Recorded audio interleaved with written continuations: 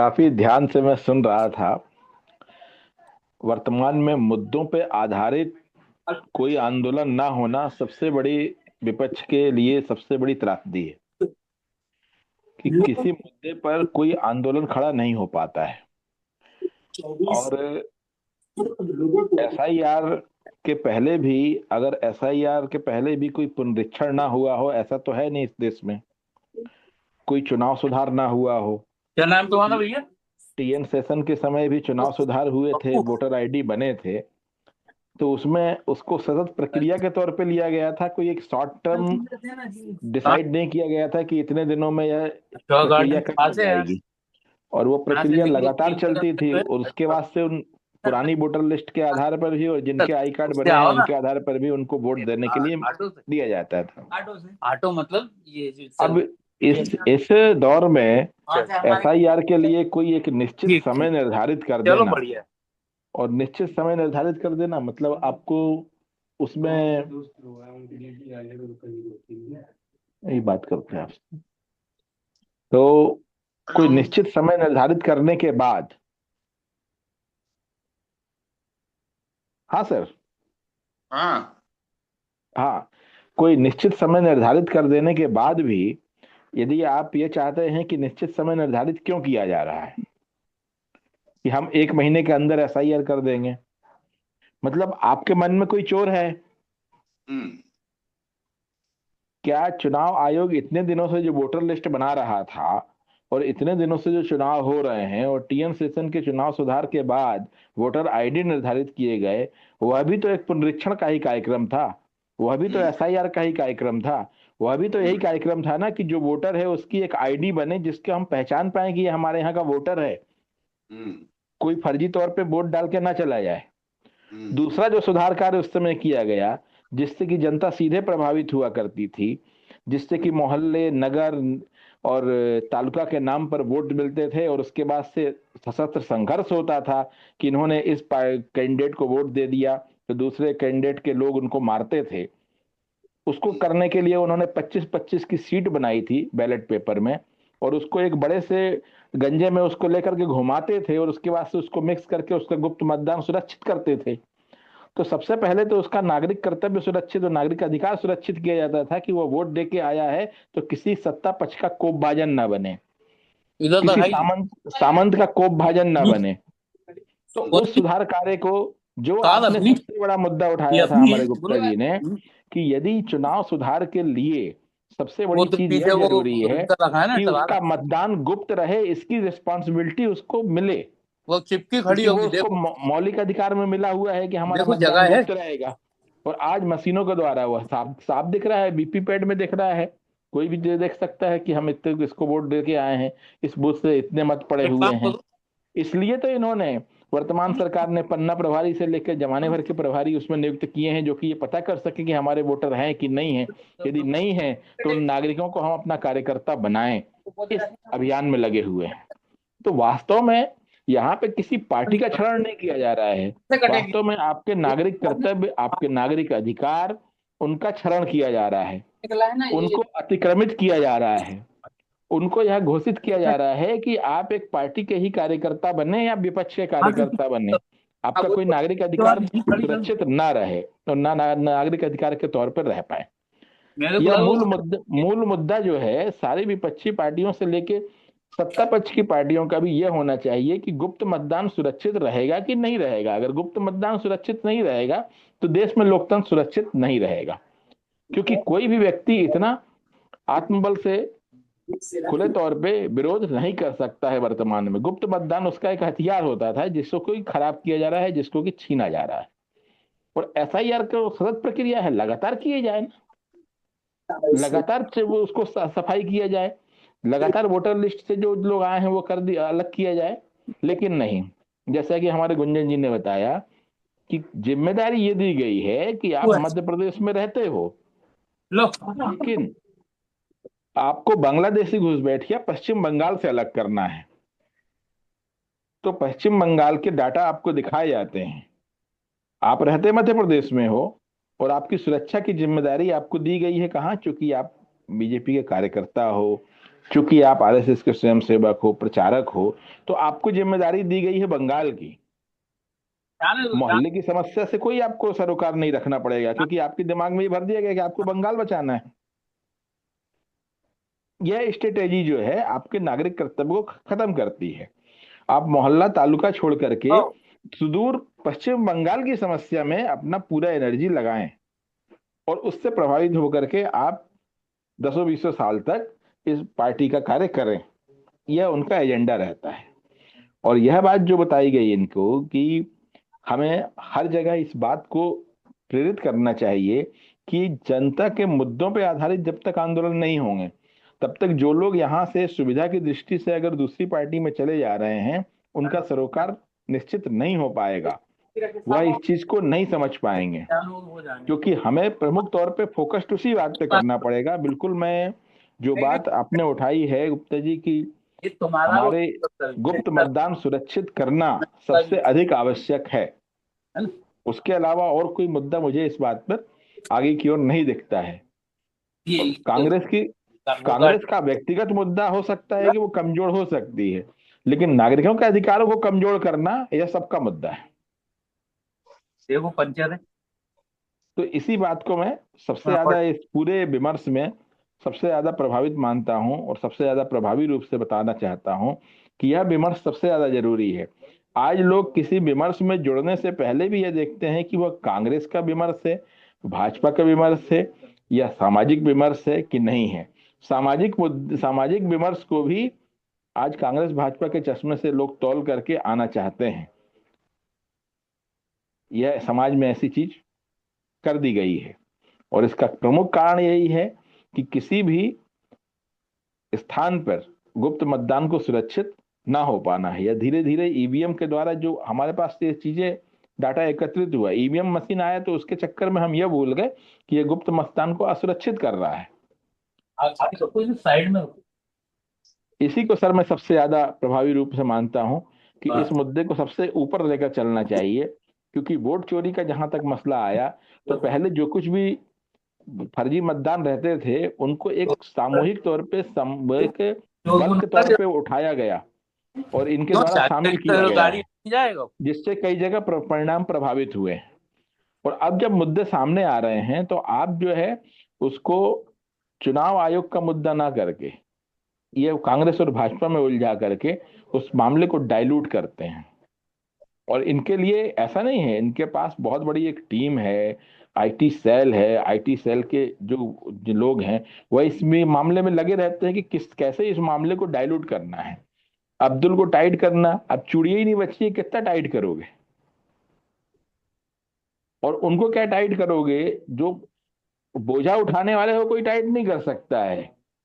महाराष्ट्र में बिहारी लोगों को टाइट करते हैं, वो छोड़ के चले जाते हैं तो मशीनें बंद हो जाती हैं, खुद ही टाइट हो जाते हैं। जो अपना बोझा स्वयं उठा रहा है उसको कोई टाइट नहीं कर सकता हैगा। ये तो केवल एक छलावा है, एक दिखावा है कि हम इसको टाइट करने के लिए तुमको थोड़ा सा इतना सहना पड़ेगा, 150 का पेट्रोल लेना पड़ेगा, थोड़े से कम रोशनी में भी पढ़ना पड़ेगा। यह जो ये बातें फैलाई गई हैं, इन बातों से कोई अर्थ और निकलने वाला नहीं है। केवल यह लोगों में यह चीज बताई गई है कि बांग्लादेशी घुसपैठिया पश्चिम बंगाल से अलग करना है, इसलिए एसआईआर पूरे देश में किया जा रहा है, और उस आड़ में जो है आप अपना काम कर जाएंगे। क्या जरूरत है मध्य प्रदेश में 1 महीने में एसआईआर करने की? 3 साल चुनाव के हैं, हर साल जनवरी में एसआईआर होता है, नए मतदाता जोड़े जाते हैं, पुराने हटाए जाते हैं। तो स्वाभाविक प्रक्रिया है, ये तो चुनाव आयोग की प्रक्रिया है। और आपको क्या इन पार्टियों की कोई जरूरत पड़ती है उसमें, बताइए आप? ये चुनाव आयोग जो अलग से बनाया गया है, अगर वो कार्य अगर इधर से शिफ्ट कर दिया गया है तो चुनाव आयोग का ही सदस्य बना देना चाहिए। बाकी सब सभी पार्टियों से सदस्य ले लो चुनाव आयोग में, वो वहां जाके काम करेंगे। मतलब आपको दिन भर इस मुद्दे में फंसा के रखना है कि वह व्यक्ति सुबह से शाम तक, अब वो चुनाव में अब उसने नाम नहीं जुड़वा पाया है, उसकी जिम्मे उसकी उसकी गलती है। बोले कोई आते ही नहीं है नाम जुड़वाने, अभी बांग्लादेशी आ जाएंगे।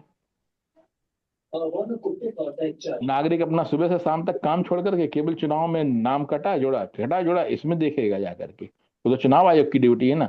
मुझे अच्छी तरह याद है कि चुनाव आयोग किसी भी व्यक्ति का नाम हटाने के पहले चुनावी प्रक्रिया में आज से 15-20 साल पहले 3 बार पूछने आते थे कि इस व्यक्ति का नाम हटा दें, यह व्यक्ति आपके यहाँ नहीं रह रहा है, या यह व्यक्ति एक्सपायर हो गया। 3 बार जब उसको पूरा क्लैरिफाई कर लेता था, उसके बाद जाकर के उसमें से नाम काटता था। काटने में इतनी सावधानी रखते थे।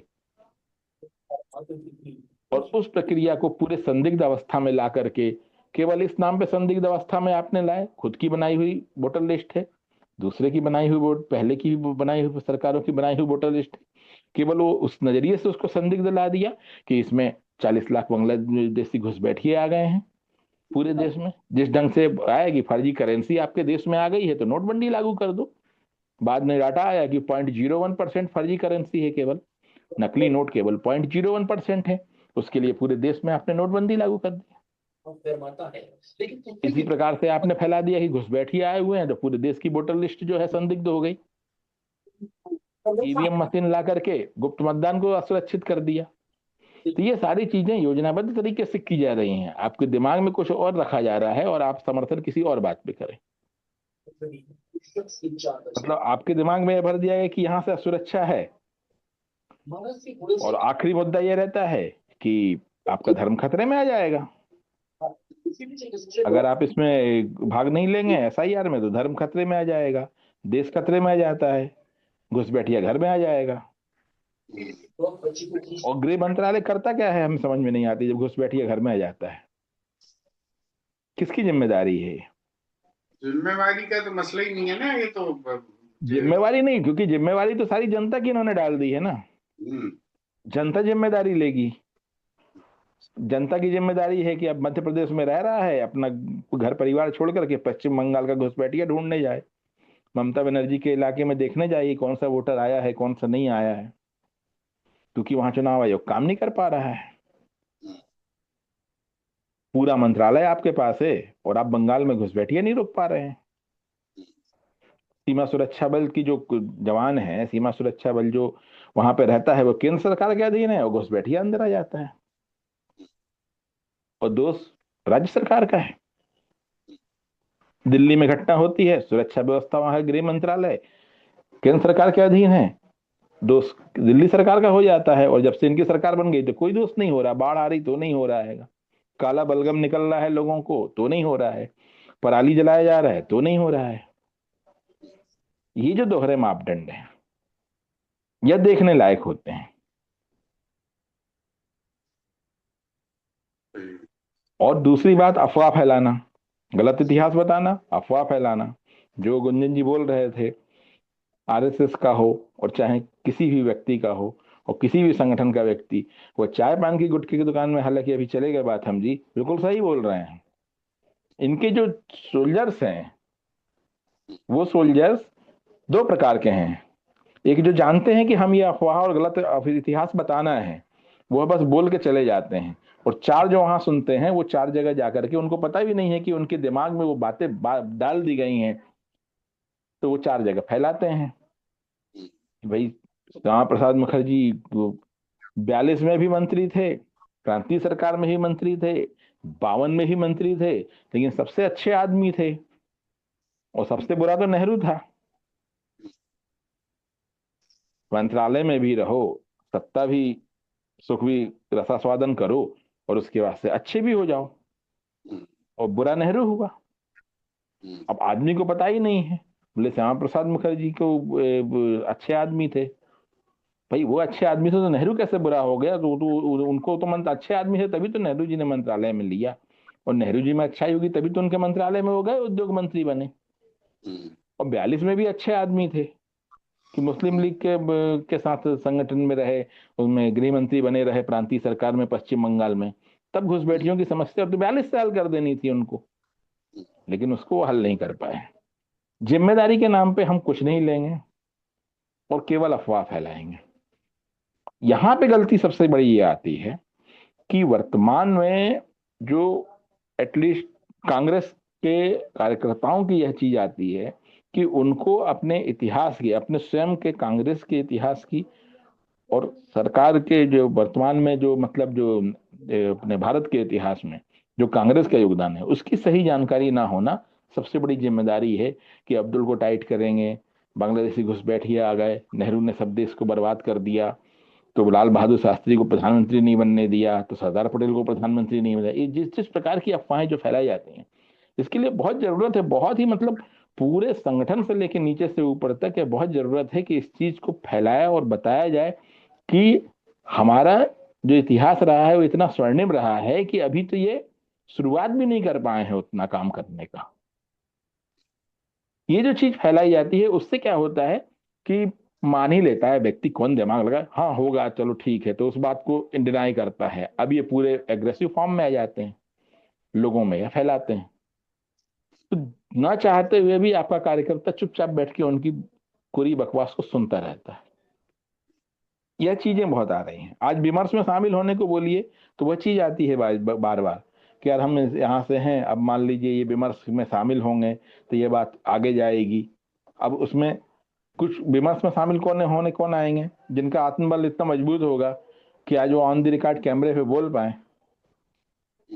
यह चीज अंदर अंदर चीज घर कर गई है। जो बात आई कि भाई हमें कुछ लाभ ले रहे हैं या लाभ मिल रहा है, तो किससे मिल रहा है? आज विजय सहाय क्यों बोल पा रहे हैं? क्योंकि वो जनता को यह बता दिए हैं कि लाडली बहना योजना का पैसा जो है वो बीजेपी दे रही है, मध्य प्रदेश की सरकार नहीं दे रही है। यह जो फर्क समझा दिया गया है उस वजह से आदमी विरोध भी करने में हिचकिचा रहा है, जान रहा गलत हो रहा है तो भी चुपचाप बैठा हुआ है। और ऐसे 50% लोग हैं सर, ये जो समर्थकों की भीड़ है वैसे उसमें 50% लोग हैं। और नई पीढ़ी को तो ये पूरा समझा दिए हैं कि पार्टी आती है तो वही पैसा देती है, सरकार के द्वारा कोई विकास कार्य होता है ऐसा समझना ही मुश्किल है। नई पीढ़ी में तो पूरा ये चीज मतलब घर कर दिए हैं। आप और हम ये बात कर ले रहे हैं, लेकिन जो ही वर्तमान पीढ़ी आ रही वो जानती है कि बीजेपी गवर्नमेंट है तो इसलिए आया। उन्होंने वो खेल का जो खेलने में आता है ना कि उसकी बारी आ गई तो वही वही खेलेगा, हम नहीं खेलेंगे, एम्पायर तो कुछ होता ही नहीं है। ये चीज पूरा भर दी गई है और इसी को वाशअप करना है। ये वाशअप हो जाएगा, व्यक्ति को ये समझ में आ जाएगा कि आपको चुना गया है सरकार चलाने के लिए, आप मालिक नहीं हो। और इतनी दंभता से यह बात इसलिए कह पाते हैं कि मीडिया, फिर मैं मीडिया पे आऊंगा, मीडिया इसके लिए सबसे ज्यादा दोषी है और मीडिया के इन्होंने खरीद लिया है पूंजीपतियों के द्वारा। और जब इन्होंने मीडिया को खरीद लिया है तो बहुत आसानी से ये चीज फैला देते हैं। छोटी छोटी घटनाओं में मीडिया कवरेज नहीं देती है, जब बलवा हो जाएगा तभी किसी घटना में कवरेज देती है। मीडिया की ये मजबूरी हो गई है। बाकी समय का कोई आप एक्टिविटी करिएगा उसको वो छोटा कवरेज देगी, बहुत छोटा सा। आप एक बड़ा कार्यक्रम करेंगे उसका छोटा सा निकालेंगे पेपर में। और फिर यूट्यूब वाले मीडिया तो बहुत सारे हैं तो वो खाली आते हैं तो छोटे छोटे सामाजिक कार्यक्रम में। तो जरूरत इस बात की है कि सामाजिक जितने भी या सामाजिक मुद्दे हैं या मुद्दों पर आधारित जितने आंदोलन हैं उसमें विपक्ष को बढ़ चढ़ के हिस्सा लेना चाहिए और उसको बड़ा रूप देना चाहिए। तब इनका ये दंभ और इनका ये जो जो माया जाल है ना वो खत्म होगा जनता के बीच से। क्योंकि दिन रात चुनावी मोड में ही काम करते हैं, क्योंकि कोई काम अलग से नहीं दिया जाता है इनको, ना इनके पास है और ना ये करते हैं। केवल कार्यकर्ताओं को इसलिए रखा गया है कि कांग्रेस को हराना है, घुसपैठियों से बचाना है, देश खतरे में है। इस तीन चार जो पुड़िया जो है खोल करके डाल दी गई है इस दिमाग में, और बाकी दिमाग उठा के जमा कर लेते हैं वहां पे नागपुर में। ये तो सीधी सीधी बात है इनको भी फ्री में काम कराना है। जैसे एमएलएन मल्टीनेशनल नेटवर्क मार्केटिंग वाली कंपनियां काम नहीं कराती हैं, उनका तो सिस्टम ही रहता है मल्टी लेवल नेटवर्क मार्केटिंग वाले कि आपसे काम करने को कुछ नहीं बोला, लेकिन आप चौबीसों घंटे काम करते हैं क्योंकि आपको थाईलैंड की यात्रा मिलेगी, इतने पॉइंट मिल जाएंगे, इतनी चीजें नेटवर्किंग के थ्रू बेच लोगे तो यहाँ चले जाओगे। वैसे ये दिखाते हैं कश्मीर में प्लाट मिल जाएगा। अब कार्यकर्ता एक कश्मीर में प्लाट लेने के लिए 20 साल काम करता रहता है, कभी घुसपैठिया हटाता है, कभी एसआईआर कराता है, कभी पन्ना प्रभारी से आता है, कभी किसी का वो दिन भर यही काम करता रहता है क्योंकि उसको दिखा दिया कि 15-20 साल करो तो कश्मीर में प्लाट मिल जाएगा। इस तरह के आपके ड्रीम से चोट करके आपको फ्री का कार्यकर्ता बनाना इनका काम, इधर मेरा आकलन है। बहुत बढ़िया। आज के आनंद की जय करें। जी जी। Thank you. बहुत बढ़िया आज का डिस्कशन रहा। Thank you Gunjan. गुंजन जी अभी आराम कर रहे, क्या लगता है? चलो ठीक जी है। सर, बोलिए सर। हाँ मैंने कहा हाँ सर। बहुत बहुत धन्यवाद, आज बहुत अच्छा विमर्श रहा।